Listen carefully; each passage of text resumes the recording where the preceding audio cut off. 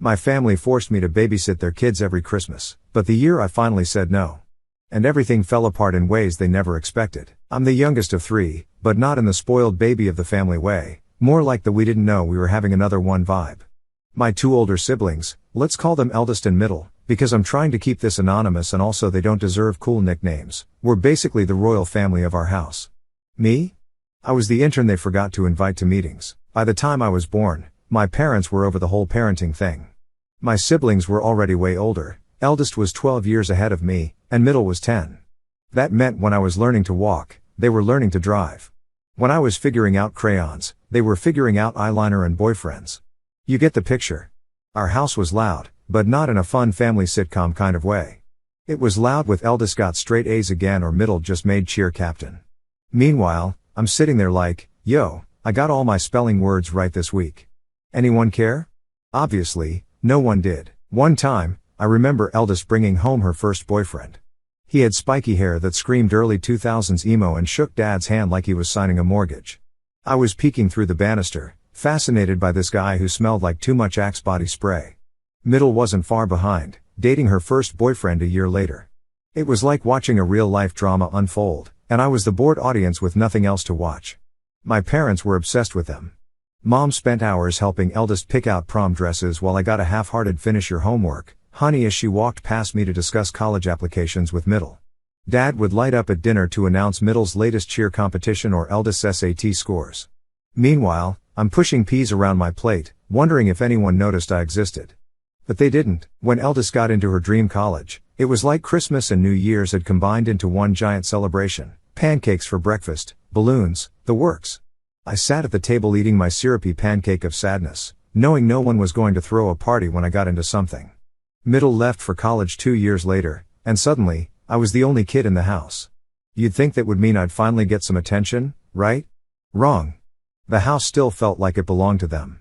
Their rooms were frozen in time, shrines to their glory days with trophies, photos, and leftover hair straighteners.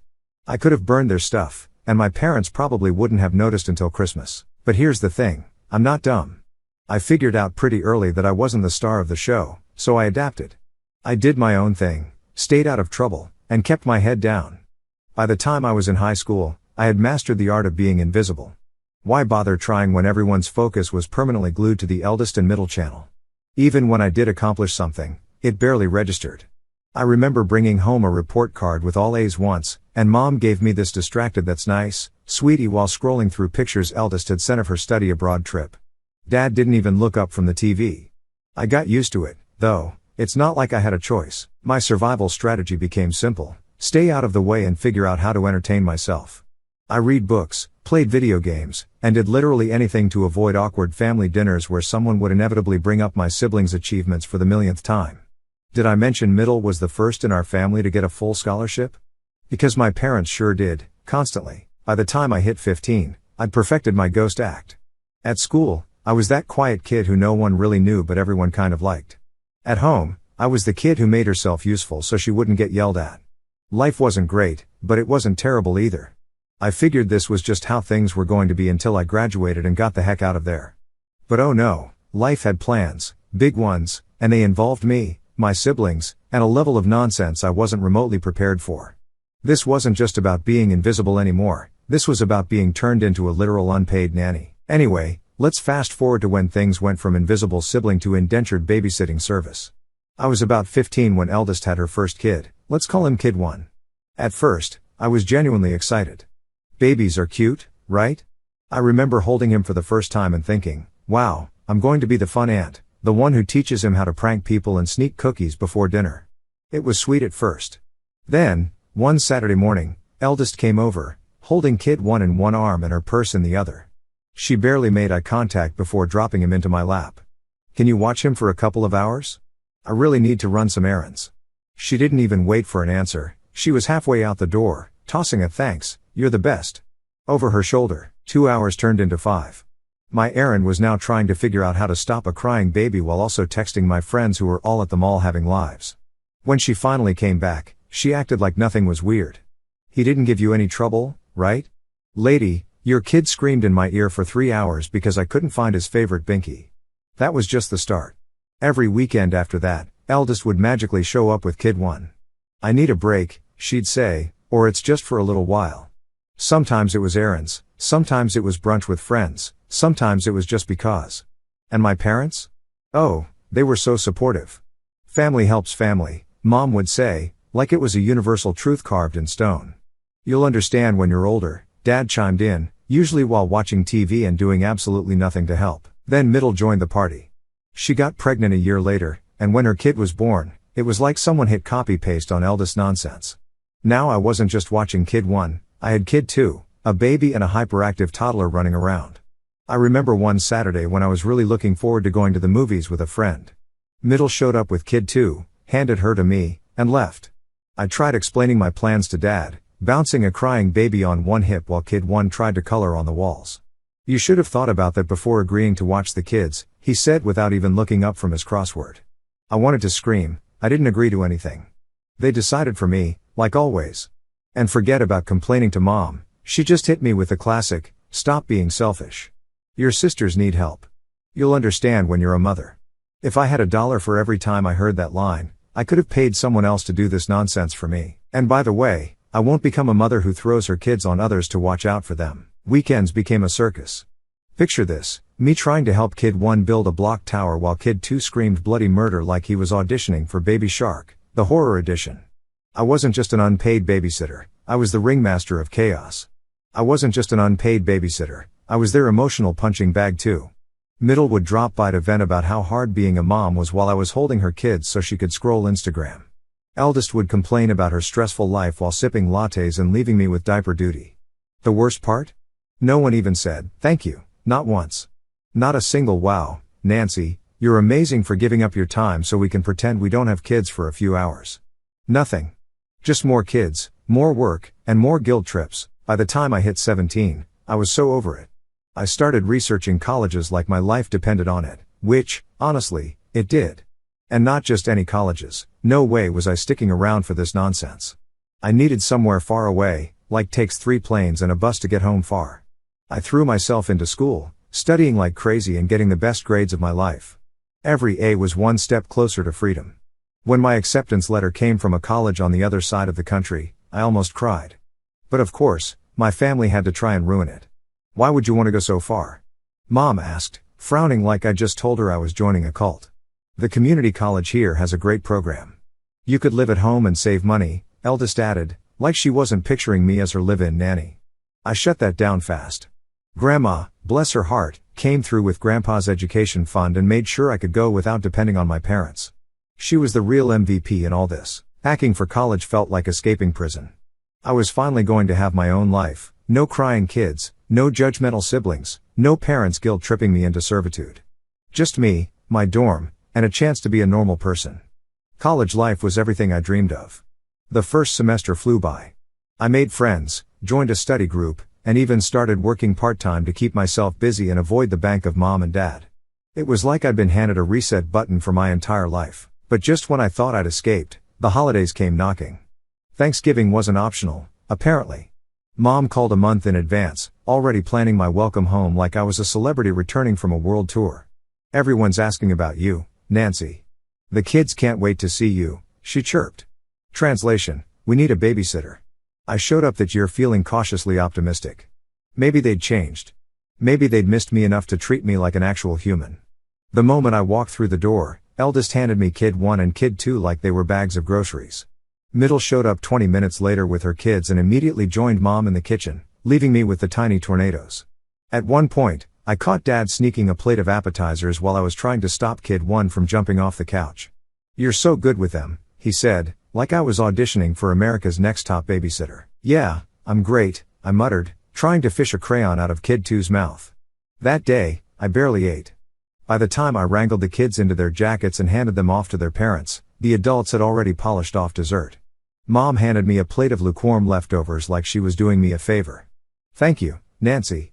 You're such a big help." I wanted to scream. Instead, I smiled, nodded, and went back to college, vowing never to come home again. But Christmas? Oh, Christmas was another beast entirely.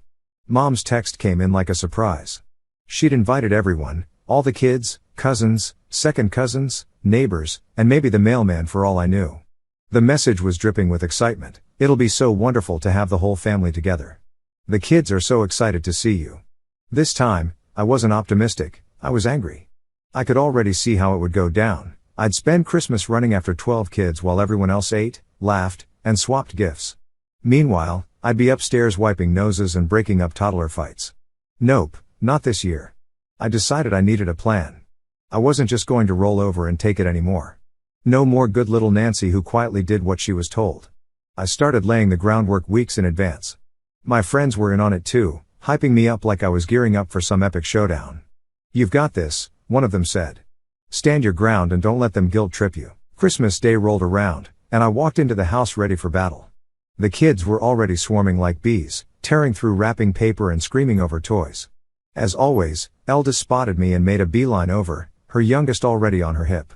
"Oh good, you're here," she said, thrusting kid 2 into my arms. "No," I said. Eldest blinked. "What?" I said. "No. I'm not watching your kids today." For years, I thought this was just how things had to be. You know, when you're the youngest, they program you along with their beliefs, what they think is good and bad. I was the good kid, the helper, the invisible one. But the moment I said no, it was like a weight lifted off my chest. For the first time, I felt like I wasn't just surviving, I was standing up for myself. It was like I just announced I was canceling Christmas. The room didn't go silent, because, let's be real, 12 kids are never silent, but the adults all stopped and stared at me. Eldest looked like I'd slapped her. Middle was frozen mid-sip of her coffee. Even Mom paused, holding a tray of cookies like she wasn't sure if she should put them down or throw them at me. "But who's going to watch the kids?" Middle finally said, her voice panicked. "Not me," I said, shrugging. "I'm here to enjoy Christmas, just like everyone else. I mean, it's not like they're my kids." And then I walked out of the room, just like that. I went upstairs, closed the door to my childhood bedroom, and flopped onto my old twin bed. My heart was racing, but I felt free. The best part? I had a backup plan. My friends were all hanging out that day, so I called them up, and they swung by to pick me up.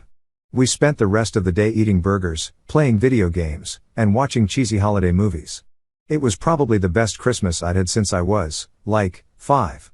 When I got back to the house that night, it was a war zone. Mom shot me a look that could have melted steel, but I didn't care. I'd made it through the day without lifting a finger for their chaos. Upstairs in my room, I texted my friends, "Mission accomplished." Now, picture this, I roll out of bed around 10 in the morning, feeling like a queen who just reclaimed her throne. I head downstairs, expecting awkward silence or maybe some passive-aggressive comments. What I got was a full-blown intervention. Mom, Dad, eldest, and middle were all sitting there, looking like they'd rehearsed for this. Mom had her serious face on, the one she used when lecturing us about family values growing up. Dad was holding his coffee like it was the only thing keeping him from losing it. Eldest was holding kid 2, who was half asleep and drooling on her sweater, but she still managed to glare at me like I'd kicked a puppy. "Morning," I said, because, hey, I'm polite like that. "Sit down," Mom said, all clipped and dramatic, like she was a judge about to sentence me. I sat, mostly because I wanted to see where this was going. Dad started off with, "What happened yesterday?" But in that way where he already knew the answer and just wanted me to admit to being the worst person alive. "Oh, you mean how I refused to be the nanny for the 12 kids you guys invited over?" "Yeah, I decided I'd rather enjoy my Christmas for once," I said, leaning back in my chair. Middle jumped in immediately. "Do you even realize how selfish that was? We were all counting on you," she snapped, her voice high-pitched enough to make kid 1 wince from across the room. "Counting on me for what? To do the job you signed up for when you decided to have kids?" I shot back. And let me tell you, the way eldest's jaw dropped was chef's kiss. Mom decided it was her turn to pile on. "This isn't how family works, Nancy. We help each other. You don't just walk away when things get hard." "Oh, so I'm the only one who has to help?" I asked. "Because I don't see anyone else spending their Christmas cleaning up juice spills and stopping toddlers from eating wrapping paper." They started talking over each other at that point, classic family chaos. Eldest was complaining about how hard her life was as a mom of 2. Middle was going on about how family duty is sacred. Dad kept mumbling something about respect. I just sat there, letting them get it all out, because, honestly, it was kind of funny watching them lose it. When they finally ran out of steam, I hit them with the hurtful truth. "Look, they're your kids. You decided to have them, not me. I'm done being the default babysitter just because it's convenient for you. And then eldest hit me with her big move. Maybe it's time someone taught you a lesson about gratitude. Let's see how you manage without mom and dad paying for college. Oh, she thought she had me. The smirk on her face was so smug it could have powered a small town. But watching her face drop when I hit her with the truth? That was the real power surge. For once, I had control, and it felt amazing. I just smiled, real casual. Actually, I said, Grandma's been paying my tuition from Grandpa's education fund, you know, the same fund that helped you through nursing school and middle through business school. Dead silence. It was glorious. Dad looked like he'd swallowed a lemon, and Mom just blinked at me like I'd started speaking in another language. Eldest's face turned so red, I thought she might actually explode, which, honestly, would have been the cherry on top. I stood up, dusted off my hands like I'd just finished a hard day's work, and said, well, if we're done here, I've got a life to get back to. Then I went upstairs, packed my stuff in record time, and left without looking back. They tried to stop me, of course. Mom was yelling about how I was tearing the family apart, and Dad kept saying I was being dramatic. Eldest and middle were too stunned to say much, which was a nice change. The drive back to campus was so peaceful, I didn't even care that the radio was stuck on static. It was like every mile I put between me and that house was another layer of weight lifting off my shoulders. By the time I got to my dorm, I felt lighter than I had in years. The first thing I did when I got back? Block their numbers, all of them. Mom, Dad, eldest, middle, gone. It was like hitting a reset button on my brain. No more guilt trips, no more family duty, no more waking up to texts about how the kids were asking for me. They weren't. I knew they weren't. They were just going to let it go, but at that moment, I didn't care. I was done being their doormat, but my family doesn't just drop things. It started a few weeks later. My roommate handed me a piece of mail one morning, looking confused. Who even sends letters anymore? She asked, tossing it onto my desk. I picked it up, and sure enough, it was from Mom, a full handwritten guilt trip disguised as a "how are you" letter. Let me tell you, this thing was a masterpiece of manipulation. She started off all sweet, "We miss you so much, Nancy. The house feels so empty without you."